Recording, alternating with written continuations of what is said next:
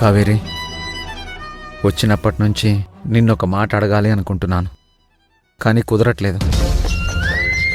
మన పెళ్లి విషయం మీ అమ్మగారికి తెలుసా? చెప్పావా?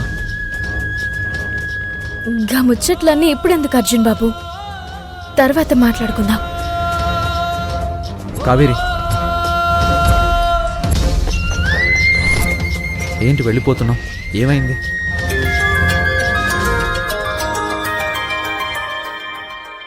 ఎవరు కావేరి కాల్ చేస్తుంది?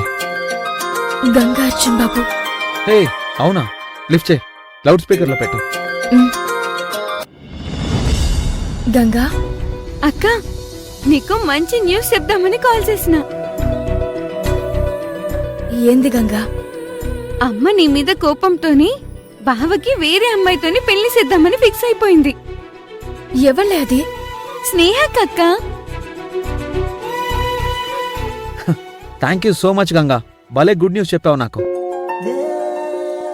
నేనింకా శివ స్నేహాలను ఎలా ఒక్కటి చేయాలి, నా వల్లే కదా ఫ్యామిలీలో ప్రాబ్లమ్స్ వచ్చాయని తెగ గిల్టీగా ఫీల్ అవుతున్నాను.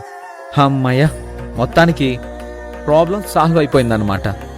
హలో బావగారు, ఈడ సెట్ అయింది శివబావ స్నేహకకి, కానీ మీ ఇద్దరికి ఏర్పడ్డ ప్రాబ్లం కాదు.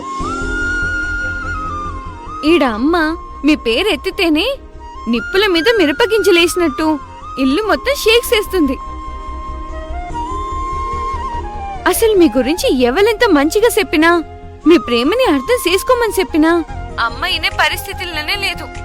ఎంత ప్రాధేయపడ్డా మీ ఇద్దరిని క్షమిస్తుందన్న ఆశ మాత్రం మాకెవ్వరికీ కనిపిస్తలేదు. ఏంది గంగా? అమ్మని ఇంకా నేనెప్పటికీ కలవలేనా?